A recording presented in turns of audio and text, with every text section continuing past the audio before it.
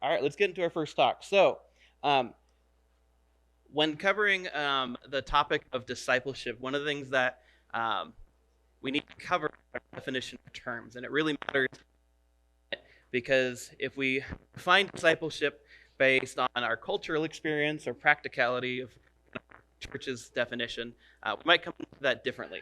Um, and also, I want to make sure before we even get into the topic of discipleship 101, we talk about why we're here, because that is the main reason. But a couple questions I have for you guys. Why discipleship? Why Matthew? And why conference? All right, so why discipleship? For those who went to Kansas, we actually did some Bible study series talking about the definitions of biblical theology and systematic theology. And it really matters that we define those well because when we use terms, sometimes we mean different things by them. So, biblical theology is a theology that is of the Bible and its authors. No, it's not just theology from the Bible. All of your opinions and thoughts about who God is should be from the Bible, no matter how that's constructed. But when we say biblical theology, what we're talking about is letting the text kind of bring the spiritual agenda to the table. That we're saying, what is the author's intent from defining these things, and what is the text of the Holy Spirit speaking through it directly. Systematic theology is similar, but has its distinctions, particularly that it's a form of theology in which the aim is to arrange religious truths in a self-consistent whole. Now, to break that down, what systematic theology does is it tries to take different parts of the Bible when they use the same term and find where those terms overlap and where they're separate. So, when we talk about things like the word discipleship, we recognize that different authors use the word differently. The semantic range of meaning is what we call that. And so it's important that when we approach the idea of discipleship, we define a main text or a main idea rather than a general, vague sense of the term. Let me give you another example. That's a nice trunk you have there. What does that sentence mean? Right, I could be talking to an elephant, right? That's a nice trunk you have there. I could be talking about Charlton's behind, right? That's like, oh, no, wait, that's different. What else? What else could I be talking about? A tree trunk. That's a nice trunk you have there. Let me help you remove it, right? It's getting in all over the place in your yard. Trunk of storage, yes. Old Cadillac, yeah, right? There's a whole range of meaning that, we don't know what we're talking about unless we have context. And in the Bible, when we use words like discipleship, different authors might use it slightly differently. And one of the things we want to avoid is thinking that by getting all the definitions and combining them, that we somehow get a better definition. I think that does the text disservice. That I'd rather find how the author is using it in that context rather than trying to pretend I'm getting a 360 view of it, because in so doing, I think we actually dilute the author's intent of what we're talking about. So that brings me to my next point. Why Matthew Discipleship Conference? And no, this is not Matthew Henry. I actually was advertising to somebody about the conference, and they were a little confused about what we meant by that. No, it's not a person. We're talking about the Gospel of Matthew. The purposes of each gospel are really important when you're studying them. Again, people like to take, when texts talk about the same story, to get like the perfect, true, historical 360 view of it. But the problem is when you do that, again, you dilute what the author might be doing. Why did the author actually leave out some details? For instance, Peter walking on the water. Anyone know how many times that happens? How many gospels that we see that in? One. How many sermons walks on the water? They also talk about Peter walking on the water. A lot more, right? Because we think that it's like a really important detail to the story. But actually, if you study each gospel individually, there might be something that Mark had and didn't, and both of them leaving out Peter walking on water was important to that story. Maybe Matthew, because of his discipleship lane, is actually seeing a progression of Peter's faith growing in that moment, so it matters to that story. Whereas Mark is showing all these people who actually are scared and afraid. One of my favorite dissonances watching the biblical theology is when Jesus gets back into the boat, the storm settles. Mark says, and the disciples were confused and did not understand, for they didn't know how about the 12 loaves and the 2 fishes. It's like, or 5 loaves, 2 fishes. It's like, That's a really random thing for them to say, that they were confused about the miracle that just happened. Whereas John simply says, and they welcomed him into the boat glad. That's pretty different. And it would be a disservice for me to go, let me try to harmonize those things. So they welcomed him gladly, but they didn't, it actually, by resolve the tension, actually makes us miss the points. Whereas John is concerned about people accepting Jesus and believing, whereas Mark is concerned about something else. So let me briefly talk about those things. The thesis, or I would say the purpose statement of Mark, is right at the beginning. The beginning of the gospel of Jesus Christ, the Son of God. That word beginning is actually really important. It's another semantic range of meaning. The beginning there is different from John 1:1. Anyone remember John 1:1? What beginning are we talking about there? Creation, the beginning of the world, versus the beginning of Jesus' ministry. There's the same word, right? But it's a different meaning. It's important that we catch that and don't try to harmonize those words somehow. And it's important that we catch that it's the beginning of his ministry. It's the end of it. And so throughout the gospel is actually moments of people seeing what Jesus is doing, and they're in awe and run away and they're afraid. For those who like to get to textual criticism, there's an ending of Mark that has nice happy ending, right? Where, Jesus is appearing to disciples. It's kind of a compilation of the other gospels. It's probably not an original autograph, and somebody later in time kind of took the other three gospels and combined them together.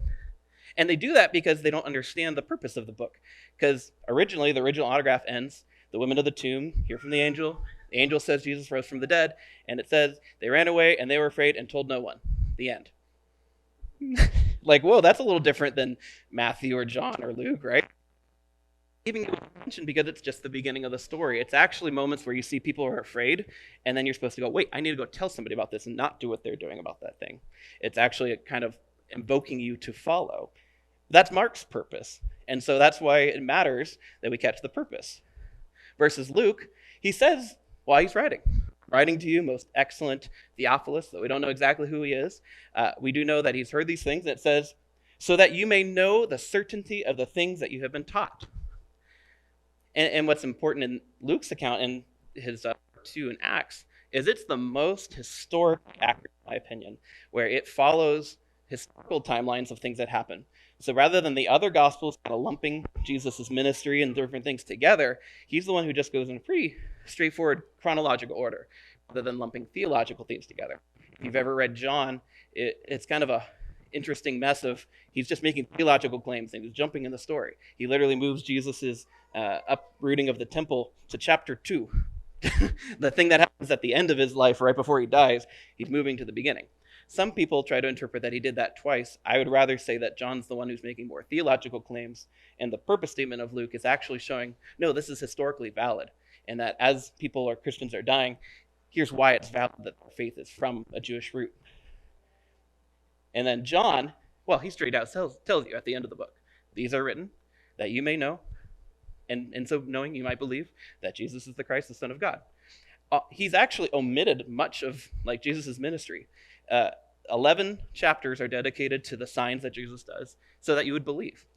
He later talks about in the epistle of 1 John about how we're eyewitnesses. You didn't see Jesus' ministry. But here's how you can know and believe, because we saw it, so you can trust us because of our testimony that we have. And when he's saying these are written that you may know, he's like, wait, if we don't write them down, people might not remember these things, and we need to know that Jesus' miracles prove his identity, so we have to respond to that. He also has the longest upper room discourse, where he spends about 5 or 6 chapters just with his disciples at the Last Supper. If you've read Mark's account, it's 2 verses. Right? Highly different emphasis of what he's trying to say and imply. We also see that John and Matthew are the ones that use the word disciple the most, and there are reasons for that about what they're proving or trying to show.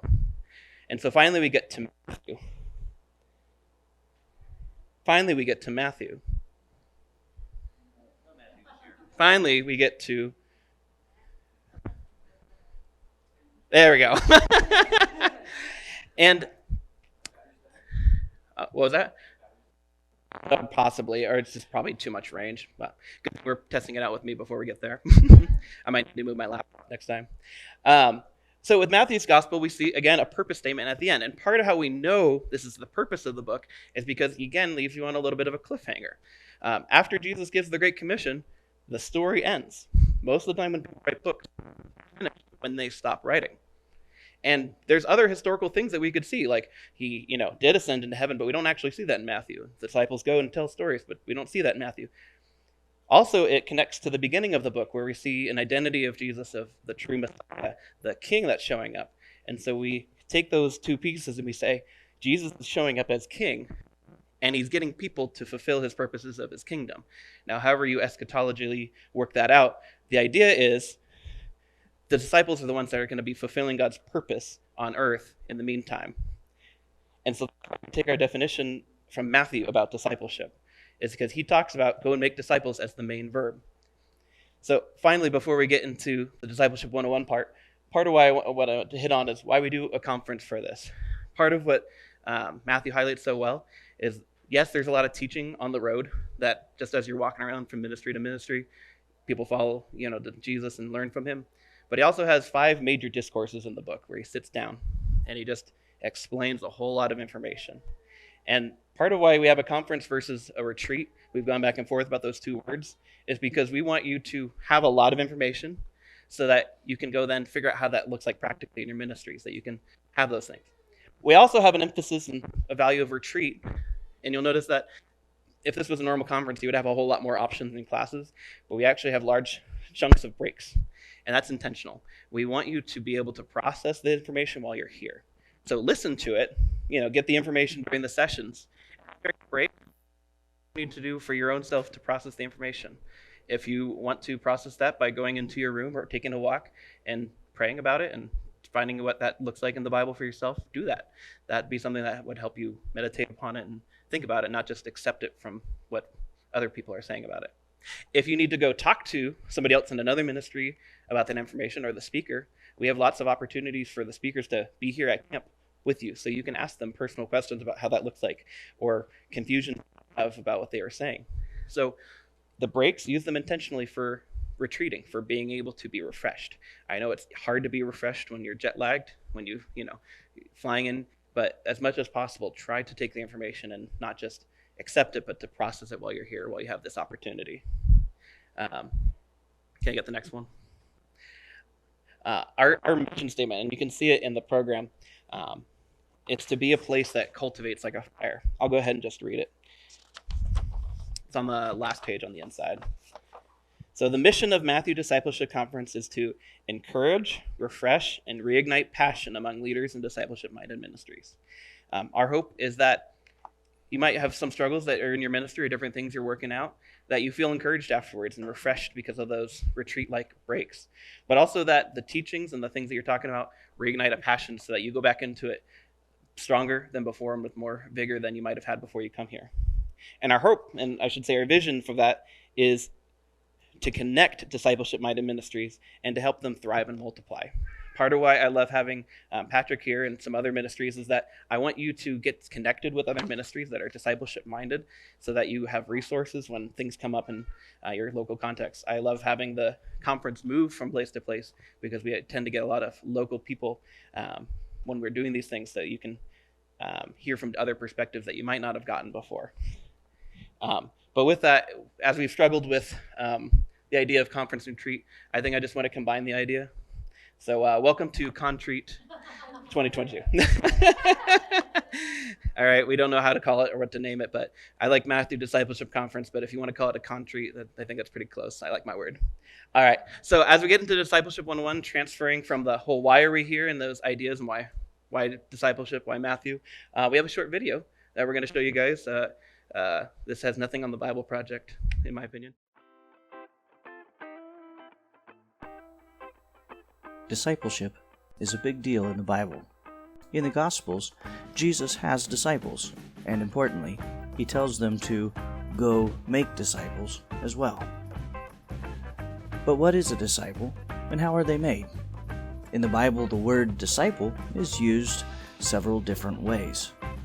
In Luke's Gospel, anyone who listens to one of Jesus' sermons is generally called a disciple. The word in the Greek language that the Bible was written in means a learner, so maybe Luke was onto something. The book of Acts seems to use the term for anyone who believes in Jesus.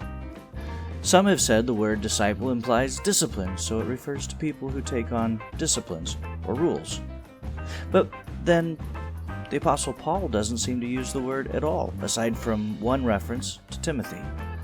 The majority of the uses of the word, though, are found in the Gospels of Matthew, 72 times, and John, 78 times, both of them speaking of the disciples twice as much as Mark or Luke. Matthew stands out. It's Matthew's Gospel, for instance, that contains the command to go and make disciples of all nations. And Matthew uses the word more narrowly than the other writers. This makes sense if he intends to link it to a specific command, whereas the others use the word in a general sense while relaying the story of Jesus in reference to their own subjects. Matthew makes discipleship the end of his story. When Jesus gives the discipleship command, Matthew wraps up his book. So in order to honor Jesus and his command in Matthew's Gospel, I'd like to suggest there is a Matthew model of discipleship taken not simply by word-searching the whole Bible for the word disciple, but by walking alongside Jesus in Matthew's account to see what it was he was referring to when he gave us the well-known discipleship commission. The best way for you to do this, of course, is to just read through Matthew's Gospel for yourself and note what Jesus does in the training of his disciples. What I think you'll find, if you do, is that the discipleship of Jesus is a robust process that gives particular shape and character to the kind of learners and learning methods he calls us to be and to embrace when he says of disciple making, teaching them to observe everything I have commanded you. So, when we talk of the Matthew Discipleship Conference or the Matthew Model of Discipleship, what we mean is simply discipleship as it's taught in the Bible, and specifically Jesus' example in the Gospel of Matthew. Alright, what is that model? What is the discipleship that Jesus commanded? Here's where I want to be careful. The parts of a thing are less than the whole. If you take a part and treat it like it is the whole, then you turn the part into something else entirely. Take Jesus himself as an example. We believe that Jesus was fully human. That's part of who he is. But if you say, so that's all he is, I believe in Jesus because I believe he was only human, well, you've taken the part as the whole, and now you're talking about Jesus in a way that wouldn't even make you a Christian. Christians believe that Jesus was fully human and fully God. You need both parts to get the biblical Jesus. In Jesus' example of discipleship, we note about 12 aspects of discipleship, roughly broken down into 4 categories: casting a discipleship vision, cultivating a disciple's character, creating a discipleship culture, and comparing to a discipleship standard. While you don't have to get every little bit perfect, if you're totally missing a part, you don't really end up with biblical discipleship. Let me give a couple examples.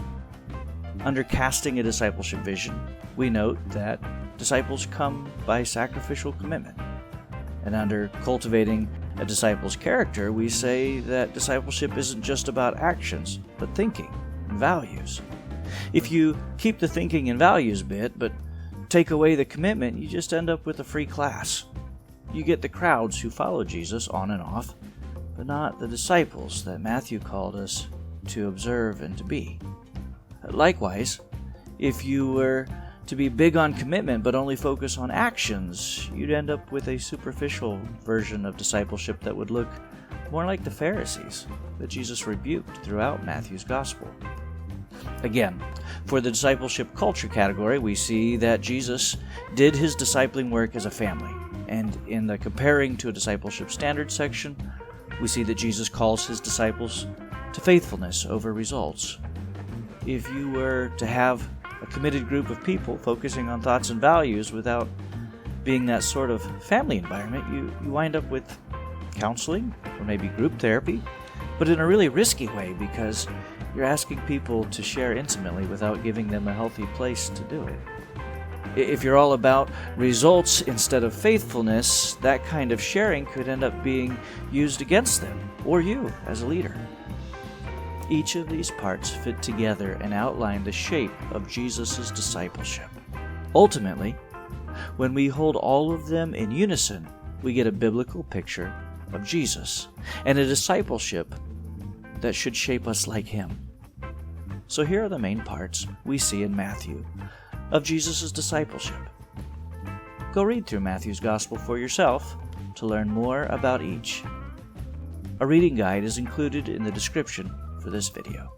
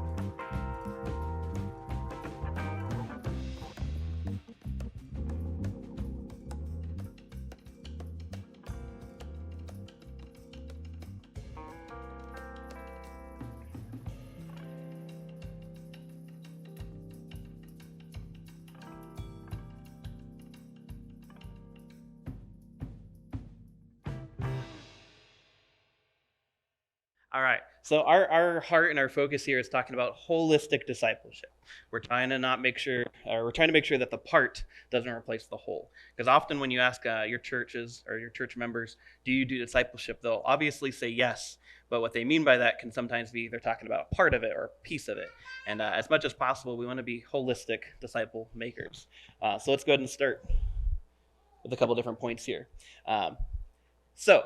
Holistic discipleship. We're going to start crafting a discipleship vision. I like using food analogies. I was going to add pictures, but I think all of you can imagine bread and butter, right?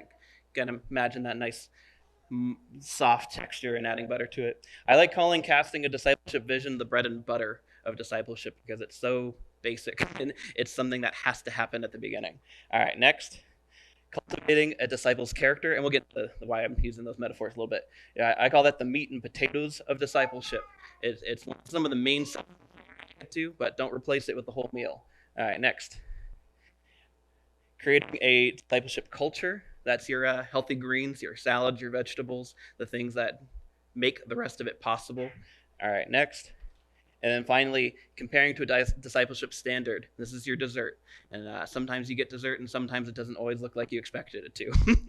All right, next slide. So we'll go through each one of those. Casting a discipleship vision. Part of why I call this the bread and butter is it's something that happens throughout the discipleship process, whether they are a person who hasn't accepted Christ or whether they are spiritually very mature in the faith. Upping commitment is something that happens a whole lot in Jesus' ministry. You'll see it at the beginning when he calls the disciples. You'll see it in the middle when he calls them to be more and more than they are now. And you'll see it still at the end when he tells them to go and follow the world. It's something that happens throughout the whole journey and should just be a part of our regular breath when we're calling people to be disciples. Our own hearts as well. If you want to be a disciple, you have to be committed to the call. It's double-sided sword of transactions, right? If I ask somebody to commit and I call them and they commit, we have a good relationship. But if I call people and they don't commit, we don't have discipleship. Or if they commit and I'm not actually making them better to be more than they are now, what have they committed to? There's no change. This is something that is small in a meal, but is critical for discipleship. All right, next slide. Cultivating disciples' character. This is your meat and potatoes. We'll go one more here. I like to separate this into two main ideas. So when you're talking about a disciple's character, one of the parts you're talking about the outworking of that idea. You're talking about practical ministry skills. And if you're a part of an official ministry, whether that's a mime ministry or a tech ministry at your church or whatever that looks like, you have to learn practical ministry skills in order to do the things that you're being called to do, right? If we want to do a mime ministry and I don't teach mime, I probably haven't made like that person a better minister using mime as a tool.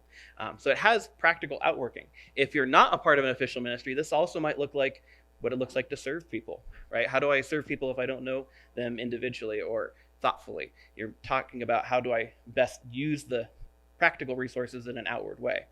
But discipleship, as we heard, is not only concerned with outward things, but it's also concerned with inward heart.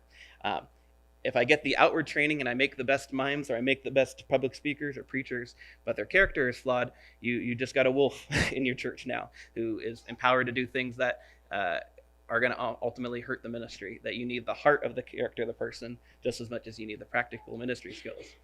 You need both. I would probably lean to saying the inward is probably more important, but if you have somebody whose inward character is good, but they have no skills or ability to serve, you probably need to do a little bit more work in the discipleship process of actually training them to do practical ministry.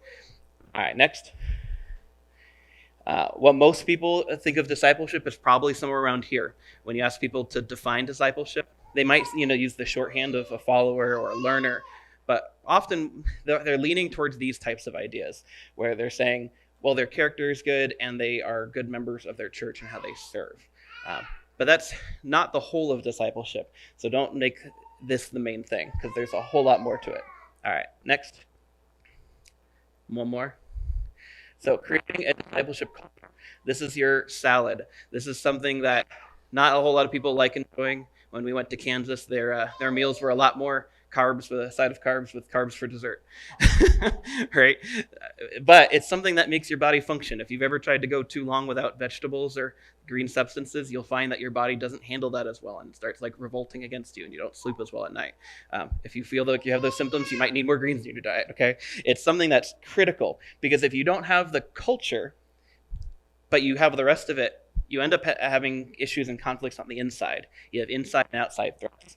I like talking about this one as a greenhouse idea, where you are both protecting from outside threats, things that are going to hurt your ministry from the outside, and also protection of inward threats, making sure that the culture inside of the group is healthy, that you're all encouraging each other towards this mutual growth, that you don't have conflicts, divisions, or gossip among you. Part of being a discipler is confronting those types of issues, because if you try to have discipleship, but you also have certain types of sin infiltrate, you're going to end up with disunity and distrust, and people don't get to grow. It has to be a greenhouse effect where you are protected from outside threats that don't want you to grow and inside things that also don't want you to grow. And next, here you have access. This is one of the most critical parts and some of my favorite part of discipleship. When I did my internship with Tim back in 2013, 2014, part of my favorite thing about it was I could just go ask him questions. And then he praised me for it. And I was like, wait, this is good. This is okay. Because as I saw him doing things, I had questions about what my own context looked like. And I had so much freedom to just ask him very vulnerable and open questions. And it reshaped my thinking in so many ways because I had that direct access to him. I like calling this your greenhouse axis. No, not gases, greenhouse access. I'm proud of that pun. Because without access to the discipler, if you have a distant relationship, you actually still missing a piece of discipleship because a lot is caught, not taught, that you're going to catch the character of a person, things that they have. Very, very large churches, and they ask you, and they name somebody like David Jeremiah or John MacArthur. Yeah, he's teaching you, but teaching is only a part of that discipleship process. And it might be better for you to actually go to somebody who's not as good at expositing or teaching, because you actually can have access to that person. And that would be a better holistic discipleship than just getting, quote unquote, best teachers or best speakers that talk about the access, those ideas. And you're watching the hands-on ministry. Part of the challenge that we'll get a little bit later in the week is talking about how we don't just make disciples. But in order to make disciples, the first step is actually being a disciple. Because if you aren't a disciple, it'll be very apparent soon to the people that you're calling. Because if you call people to be more than they are now, but you're not actually challenging and being discipled to be more than you are now, you actually end up with a stoppage at you. That wherever you're at in your life, that's as far as they can get. And you can't take places that you aren't going. All right, last one. All right, comparing to a discipleship standard. This one's tough. This is one of those moments where we recognize the supernatural in the discipleship making, that it's not about us and our best techniques or our best efforts, but at the end of the day, the process isn't always producing visible results. And bummer. We were to expect perfect results from being disciplers, then Jesus failed as a discipler, right? We'd all say that Judas probably didn't pass the mustard as far as our church membership classes at this point, right? Like, if Judas didn't make it and he was discipled by Jesus, we should recognize that perfection of all of the results isn't within our control, nor should it be. But rather, we should see that faithfulness is our measure of success. And we'll go to a long story, because we've talked about it in past conferences, and you can go back and watch those, I think. But when you measure your success by being faithful to the call, what you'll find is that you actually have better fruit and better results in your own heart. That if you're expecting people to change right away, and you're trying to do that as your fulfillment in ministry, you'll be very disappointed. It's like trying to expect all of your crops to grow in your greenhouse all the time. If your goal is 100%, you'll end up being disappointed. But if your goal is to do faithful ministry as God has called you to do, the measure of success is much easier to achieve, because it just is taking one faithful step at a time in your ministry. And as you do things imperfectly, you don't have to worry about this legalistic or perfection standard. You actually can just take one step at a time, following as God instructed you. When I became the director of this ministry around 2012, I recognized I didn't have a whole lot of what I needed. And slowly over the last 10 years, we've revamped many parts of our ministry as we figured out. And God has been super faithful, because I can't take any of the credit for the lackluster or the falling short standard of what I was doing in 2012, 2013. But what I was trying to do was be faithful, and I found God was working in my imperfections anyway. It actually gives him more credit when we follow in a faithful way. All right, next one. This conference, we're going to be talking about how this applies in different stages of discipleship, and how we apply some of these general overviews, those 4 ideas, into specific areas of people's lives. This is something that our visionary team kind of created and adapted. Let me explain a little bit as we do the talks why we chose these things. So let me go to the first one. What does it look like to disciple the unsaved? And you might think, first off, no, you can go to the next slide. That's perfect. You might think, wait a minute, discipleship doesn't start until they've actually made the commitment. Well, I would challenge you that when we use the word evangelism, we're talking about the same thing. When Jesus gave the Great Commission of going out into the world and make disciples, the other key ideas he talked there about were baptizing and teaching. And most of us would agree that when someone comes to the faith, they get baptized as entrance kind of into God's community that way. And so discipleship includes baptizing people. And if discipleship includes baptizing people, they probably can't have already made that commitment until that part. So evangelism is actually part of that process as we're bringing them in. Another part that I might want to highlight is in chapter 8 of Matthew. Some really interesting moments. We see crowds that Jesus is doing a whole bunch of ministry. It's kind of a moment where he's calling them all to follow him into a boat. And it uses the word crowd very specifically. You get a few people that give hey, I'll follow you after I go bury my father, or I'll follow you if, anywhere you go. And Jesus kind of gives that challenge. But in verse 23, it says, and the disciples got into the boat. Now, mind you, he called the crowds, and the disciples got into the boat. And at this point of the book, we haven't gotten to the 12 disciples. So we're probably talking about a generic group of followers. And so the difference there is if you were in the crowd and you got into the boat, you now became a disciple, as Matthew is developing that idea. So we see crowds, disciples get into the boat, and then at the end of that next miracle, because Jesus calms the storm, we see a very unique response where they say, who is this that the wind and seas obey him? Now tell me, if they were already saved, quote unquote, or if they had enough knowledge of what we would define as salvation, how could they not know who Jesus is? Sometimes being a disciple doesn't necessitate first accepting Christ. I've seen this practically in college ministries. We call them seekers often, where they come to our Bible studies and they're following all of the same steps that we'd call regular disciples, but they're very open about the fact that they're not a Christian yet. I think our definition of discipleship needs to include that, because if we just think of it as an extra step outside, that they have to get evangelized before being disciples, I think we're missing the principles that we can learn from discipleship of how we actually get those people into the boat. You also see, I'll skip it for now, a similar thing in Matthew chapter 4, 18 to 22. All right, next. So some examples of how we might apply the principles to that. First and foremost, the call and commitment are huge in this area. When Jesus does his ministry, he calls large crowds of people. And if they follow, they're in the first step of that discipleship phase.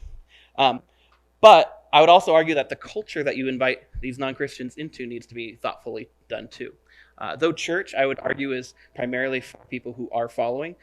If we include that idea of not Christians in that group, churches also need to be structured in a way where the gospel is regularly preached in a clear manner so that people take those next steps, even if they're not professing Christians yet. We need to create spaces for them to be invited into so that they can have time to have those access and those questions answered. You also can't change the heart of a person as they follow. Let them come as they are first. That Jesus calls people openly. Patrick will talk about the sower and the seed later, and I think it's a beautiful picture. If the goal was to try to throw the seed where it would be most effective, the sower would have put it just in good ground. But instead, the sower is throwing liberally to all the fields, whatever their heart condition were. All right, next. So we move on to discipleship of the newly converted. So this is the person who has now made a confession of faith. We'd say that they're spiritually born now. So where do you start? A lot of people talk about classes or Bible studies, or maybe send them to college or church membership classes. And there's a lot of theories, and I think those are beneficial tools, but let's not exchange what we're trying to do with discipleship. That maybe when we go to discipling them, we need to start where Jesus started. How did the disciples start following? Well, they just started following, right? They don't see the disciples talk a whole bunch in the book of Matthew until about chapter 9, 10. I'm trying to think. Most of what they do at the beginning is they just follow. So maybe when we have a newborn Christian, maybe they just follow you places, whether that's to your church or to your Bible studies. Those are great things. And classes, obviously, Jesus did teachings or long blocks of teaching. But maybe they just need to have access. A good book that talks about the idea of inviting people into the home is The Gospel Comes with a House Key, talking about the practicality of inviting people just into your. Maybe that's where you should start, just like I did. So I think I already gave the examples. Let's keep going for the sake of time. All right, discipling the immature. So this is where they've already gotten some core tenets of the faith, that they understand what they believe, they've confessed, but we're recognizing some immaturities in them. So what do we do now? Go to the next slide. Discipleship is not whole without inlet and outgive. What I mean by that is when I encourage people to go find churches, one of the main criteria I talk about is how do you both invest in the church, have a place that you can give to it, and a place that you can receive from it, the things that are going to help you. And in discipleship, I think that's one of the main parts of how a person becomes mature, is that they learn how to both receive the teachings and the ideas that are being taught from the discipler, but also they start learning practical ministry skills. Sometimes in an effort to make the gospel as clear and persuasive as possible, we save some of like the gospel calls, right? Or the call to the altar, or some of those big ministry things for the people who are most qualified. I would argue that's not Jesus's model. I don't know the time span that Matthew had, but he's called to be a disciple in Matthew chapter 9, and he goes out and does missionary work in chapter 10. I don't know how long that was as far as timeline, because Matthew's not as concerned, but I think the emphasis was still understood that sometimes ministry happens quickly and that they're doing it side by side in a messy, not perfect kind of way. And part of discipleship is Jesus going like, hey, good job, you got this. This needs to be worked on. And it's not always this like perfectionist mindset, but rather hands-on, messy process where I'm going to teach them, I'm going to work with them in all their failures. So some questions to think about, or some examples is, what ministry might the Lord be calling this person to in the future? Maybe it's following you in one ministry, or maybe you're starting to recognize the way that the Lord has gifted them and potential. I know I've never, for a long time, I didn't think of myself as a pastor or a preacher. I still don't in some ways, but it was about 5 years ago. I remember talking to an elder at my church, Steve Winton, who's done a lot of personal discipleship for me. And I think I remember having this revelation of like, I think I could be a pastor someday. And he goes, oh, I've always seen that in you. And it made me laugh, where the discipler had the vision for my life before I even realized it. And so maybe when we're discipling people, we start seeing like how might God be using this person in the future? And so this is where it's going to be a heavy time investment. I also think about Charlton doing an internship about 2 years ago. Internships are a lot of time commitment because the person's literally sacrificing 5 to 6 months of their life to be with me. And it was terrible. 1 star. Right? But part of it is I recognize that it was going to be a unique season where I'm going to do a whole lot more commitment to him in that time, because I know when he leaves, he's going to be right on the ground running with a ministry in Kansas, as well as the digital mime and other things, that it's going to take a lot of my time initially, but I see where God's using him, both strengths and weaknesses, and investing a lot of time in that. When you're discipling at this stage, it's going to ask a lot of you as a discipler, and you have to count the cost of how you're going to make this happen. All right, next. Discipling the plateauing, the spiritual teenagers. Man, teenagers are such a mixed bag. If you've ever done teenage ministry, it's like sometimes they like really get it, right? They're like on fire, they're like servants, but then they do something, you're like, where did that come from? Where did that talk come out of your mouth? Or where did that how could you not see that was so obvious, right? So by this time, this is where, in my opinion, I see a lot of the church plateauing, where we get to a point of some level of maturity, right? We show up to church, we show up to Bible study, we periodically read our Bible, but this is where we start plateauing and where we stop challenging ourselves, where that call and commitment needs to be re-upped, that it's not just something that this is what a standard Christian does, but I'm not fulfilling a mature life right now, and it's just plateauing. We've seen this issue on our teams a lot, and it's something that I have to be actively mindful of, because just because this person is better than they were 2 years ago doesn't mean they're done growing. Very recently, Emily helped us do a lot of directing during our Kansas trip, and we debriefed afterwards, and she was a rock star. It was so awesome, the help that she provided. We still debriefed afterwards, and I remember talking to Jessica since she wasn't there, about the debrief, and she's like, aren't you being a little hard on her because she did so well? And it was one of those, yes, but like that's the cost of continually making sure somebody grows, is because we're starting to be more fine-tuned about what we're working on. Maybe at the beginning, when you have like a new member of your ministry or a new member of your church, you recognize there's problems here, but we're going to come to those later. There's bigger issues that we're going to work on.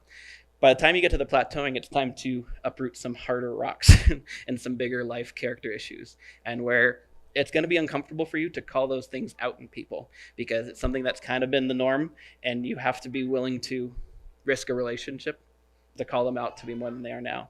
And like I said, teenagers, physically, a mixed bag. Imagine doing that with a spiritually plateaued teenager who's now in their 40s and 50s. It might be a little trickier. They've been comfortable in their Christianity, and maybe I'm not the right person for it. You have to be tactful, but there's ways that we need to call people to not stop growing and to reproduce. Maybe this is a little bit too graphic, but sometimes Christians can get spiritually constipated, where we have a whole lot of inlet, but we don't have any outgive, and we don't have anything that we're doing, and we need to take a spiritual enema and actually get on with our life and do something. And it's heartbreaking for me to see the church just kind of bottleneck, where we all go to church and have a happy time. We're all spiritually getting our Jesus on, but the world's dying and we're not actually getting out there and doing anything. All right, next one. So some examples.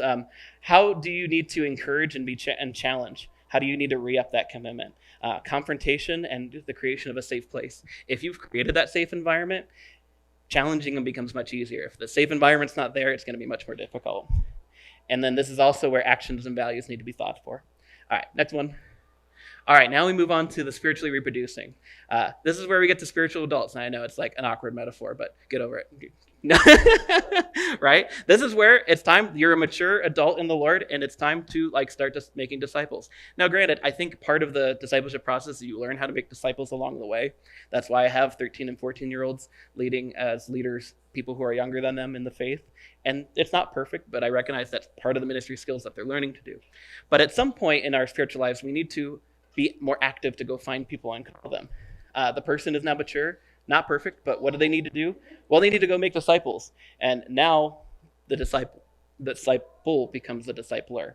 And your role in discipling them looks a whole lot like 2 Timothy 2:2, or the things that you've heard from me needs to be then taught to the faithful men to teach others also. And your role now looks almost like a spiritual coach, where this person needs to learn how to disciple. And so all the information that you've had of how to disciple them, Now they're going to have a whole lot of aha moments like, oh, that's why you did that. Oh, I can do that for the person I'm discipling. And you're now creating that discipleship chain so that that person can be spiritually mature and thriving. So that as they become a spiritual elder, they're on their own and released and don't have to come back to you, and that they are able to multiply in such beautiful ways. All right, one more. It can be difficult letting people go in this step as you are working on discipling them, because part of what's going to happen is as you disciple them, they're going to start needing you less. You're going to start needing to meet with them less because, well, they need more time to meet with the people they're discipling. And this can be challenging in churches because part of, I think, why we bottleneck is nobody likes church multiplication. We have a whole lot of church splits, don't get me wrong, and those are bad. But church multiplications are really hard to do well because nobody likes doing it. I know our team, when we multiplied to 2 teams, but the value is multiplication. And if you never multiply, you just bottleneck and stop growing, and you're not actually being a faithful discipler. And so I don't know what those numbers are. I'm not saying a church of 100 is too big. I'm not trying to put numbers on it.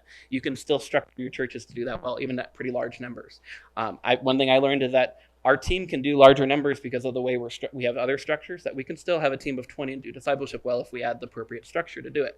But you just have to be intentional and recognizing that when you're at this point, it might have an emotional difficulty to let people go. One of the things that I've enjoyed about discipling Katie over the years is our relationship was very strong when she was on the team. She was with us for 8 years, and I loved working with her, especially by the end when I felt like we were like in sync with like ministry goals, how the administration worked, like what she was good at, what I was good at. And then watching her go off to ballet school. It wasn't just ballet school. It was something where she was ready to go be a disciple maker in other contexts. And it's been fun watching her and across the world. It's also hard because I don't get as much time with her anymore. It's actually one of those like sad moments because of the relationship we did have, but also a really joyful moment because I know that the kingdom is actually expanding without me having to do anything because it's already been done through Katie. Or the same Charlton. I miss you, brother. All right, next one. All right, so examples of applying these principles, thinking about release, and also recognizing that that's going to be difficult, but that's part of what the challenge here is even for you. All right, last one. All right, the long term, the spiritual elders. This is something where there's no retirement home for discipleship, that you don't just like get to a certain age, maturity, and then you're just done. This is something that's a lifelong process, and so at some point in the discipleship process, the person, there's an inherent authority structure when you're discipling something that you tend to have a lot more information when you're first teaching and discipling somebody. But at some point, the gap becomes smaller and they actually join you. There's no spiritual hierarchy at the top because not one of us is better. We're just recognizing that some people are more mature. We're trying to get them to be more like Christ. And at some point, there's no gap anymore and we're just brothers and sisters in Christ. It was a fun moment when Tim was discipling me a couple years later. I had a conversation with him where I felt like we were both talking about the same thing and we were sharing ideas mutually. And it wasn't just something where I was receiving, but it was something where I was actually able to give an insight for something that he didn't see. And similarly with Charlton, though, I did a lot of giving and outpouring to him and Katie. Now I talk to them as brothers and sisters on a mutual level, and I don't have the same relationship. So part of the idea when you start getting here and discipling people is recognizing that, as Jesus said to his disciples, I no longer call you servants, but friends. That even Jesus, as God, brought his disciples up to a peer level with him, brothers, that they were mature at that point, even though not perfect, and still things to learn, that there was a maturity of the disciples that they could call Jesus a brother, not just a teacher. All right. And some examples of applying the principles: a lifetime of faithfulness, no spiritual retirement homes, that whatever it looks like for you in your context or however old you get, to always be active in these things and maturing people in Christ. So some final thoughts for you for this week. I know it was a rush of a whole talk, and we will go more thoroughly with some of those principles and those ideas throughout the week into different main sessions. So if you have more questions, feel free to keep asking them. I didn't expect to cover everything perfectly, but hopefully give you an overview. But some things to think about. Identify different holes in our discipleship. Maybe as you were listening to that, you were thinking, that's something that our ministry needs to work on and grow. How might that principle be better applied to these aspects? I know this last session we had certain accountability partners that we decided to do away with and kind of mold into our prayer group system because we were kind of doing the same job twice and it was more commitment than was necessary to do the same job. And so we kind of mended two things together to fulfill the similar purpose and make that more concise so that people can the commitment here. So maybe you have to think about how your ministries need to restructure, do different things. How are you not being a disciple? If you're personally disciple, maybe this is the week where you learn what that looks like for yourself and to find somebody to disciple you. I know it's not the norm, right? Jesus goes and finds people to disciple, but if you are somebody who needs more training or recognizing spiritual immaturity in your life, it's not, you're allowed to go ask people to like, hey, I have this problem, can you help me? Or I have this immaturity, or I want to be discipled and I don't know what I need. That's what I did a couple years ago when I took my internship. I was like, I don't know what I need, but I need something. In 2013, I took 2 weeks to go hang out with Tim, and I'm like, oh, there's a lot more here than I didn't realize. And that's why I took 9 weeks the next summer, because I need a lot more and then start working it out. How can you be more holistic in your discipleship? Why it applies to you and not just a church leader. We'll get into that topic later, just for the sake of time. One thing I also offer to you, Tim's done internships with drama in the past, and we've done one or two internships ourselves now. If you're interested in what that might look like for a more dedicated season in your life to go learn some of these principles in a MIME team context or a church context, talk to us about what that might look like. All right, I wanted to leave a little bit of open time if you had any specific comments or questions. We are pretty much at time, so there'll be a Q&R session near the end that you can ask other questions, but for 5 minutes here, any final thoughts or comments or questions that you might have? Closer. All right. If you did, we have a microphone, but any other comments, questions, thoughts? Cool. All right. Let me pray for us then. If you have other questions that come up later, we'll have a, go ahead. I was just thinking, since you're reviewing kind of the whole life cycle, the life cycles are ideal. We like to move that way. Mm-hmm. But none of us are perfect. Mm-hmm. I'll take front row on that one. So a lot of times I find myself wrestling at one phase because of something I screwed up in the earlier phase. That's a good question. What do you do when you're picking any of the phases and you realize what's bottlenecking you is stuff you messed up phases back? We've had this talk in our leadership circles, like, well, demoting them back to members is probably not a good thing. Because they're not horrible people, and really a lot of it we're going against our culture. Right. How do you work through the life cycles when you've got? Yeah, so let me just reword the question for the audio, and then to make sure I got it right. What do you do when in a previous step of the life cycle, take any pick, there was a step that was either missed or dropped, and primarily on the discipler's fault of like, what do I do when there was a step skipped? The good news is God is faithful, so let's start there. That it wasn't dependent on me in the first place, and God can work those things out. It's also good that you're recognizing it at any stage, so being thankful that God is revealing that even at this moment. It also might be a lesson for making you better disciple in the future. So take those all as a grain of salt of like, you can use this for betterment. Now, as for the individual person, that's probably where you need to go back to creating that safe culture and creating that spot where you can actually talk to them about it. And you can even own it, saying like, hey, I know I have let this go, or I know that I have made this mistake, but I want to be clear that this is what I would want for you to more like Christ. So having that conversation with them in a safe environment, in a place that lets them receive that, hopefully will allow them to say like, oh, I see how that's beneficial or not. Or maybe they don't see it right away, and you challenge them to it anyway, even if they don't completely understand. You see that a lot in the Gospel of Matthew, where Jesus calls them to be more than they are now, and they don't get it. And that's totally fine. It's okay if they don't understand, but if they can trust you in those moments to say, I love you, and this is the issue that I'm seeing, let me help you through this part or this idea. Because sometimes you might get to a point of discipleship where you're like, oh, they believe like some heresy. Like, that's a problem, right? So how do we gently love them through it and think about how we handle that? And it's going to be so individualistic that it might be better that I'll have to think about it for the Q&R for what that might look like specifically. Yeah.